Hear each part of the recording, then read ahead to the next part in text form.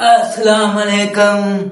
आऊं आहियां सियारो ऐं सियारो अची वियो आहियां वादनि जो वेड़ी ऐं दिलि बि वादनि शादी नाहे कई, सो महिरबानी करे मुंहिंजी मौसम में शादी करे लाइन, न त मूंखे अठ खणी पिटी न। अरे गर्मी अञा, ए गर्मी, ओ गर्मी, हल हल निकल, तुंहिंजो टाइम पूरो थी वियो।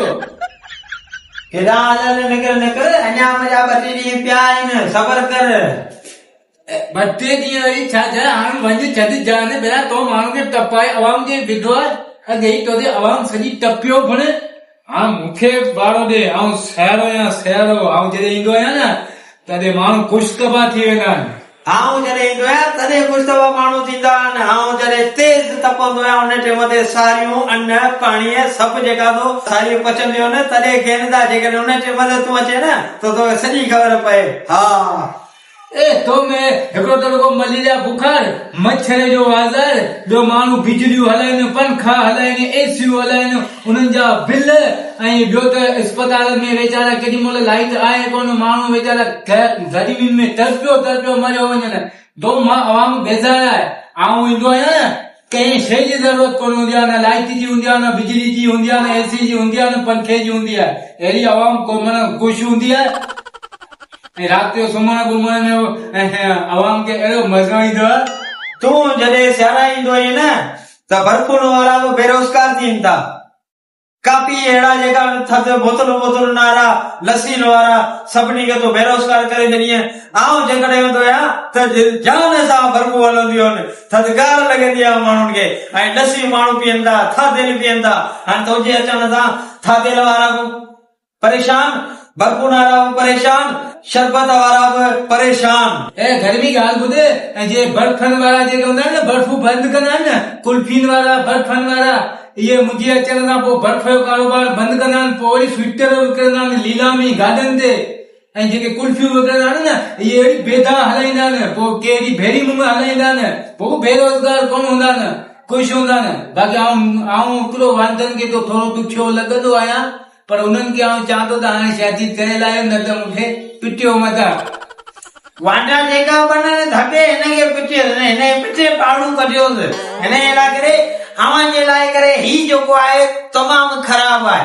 हाँ, एगो वांदनि खे आऊं पटकोरो लाहियो ऐं शादियूं न करियो, नथा करे न शादियूं करे छॾी न, हड़बड़ो मूंखे पिटिन छो था भला। मुंहिंजे अचण खां बहारी हूंदी आहे, बारी हूंदी आहे, पर लॻंदी बि ॾाढी पई आहे। ॾाढी थधिकार, रात जो सुम्हण में मज़ो ईंदो आहे। तो त घर में अवाम खे टपाए मारियो, माण्हू भॼी कोन थो वेंदे, माण्हू में रुकी धप थो वञे। त माण्हू हूंदा बि ख़ुशि आहिनि, सबको कमनि कारण सां ॿियो निकिरे थो, ऐं तुंहिंजे अचण सां सभु माण्हू बेरोज़गार थियो वियो आहिनि।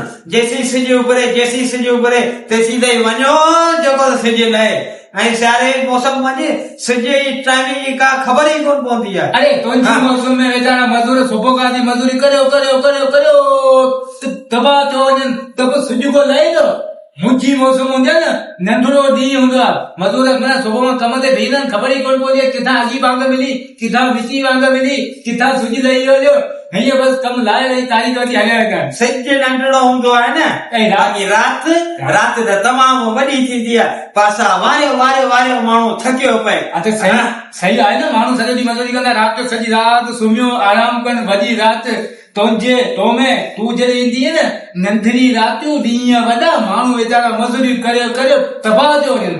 राति जो कॾहिं सुम्हनि, अञा हिकिड़ो पासो वराईंदा, तेसी मुलूम कंदो अलाहु अकबर, तेसी फजरी वांग मिलियो वञे, वीचारा आराम ई कोन कनि। आऊं चवां थो हाणे तरीक़े सां निकिर, न त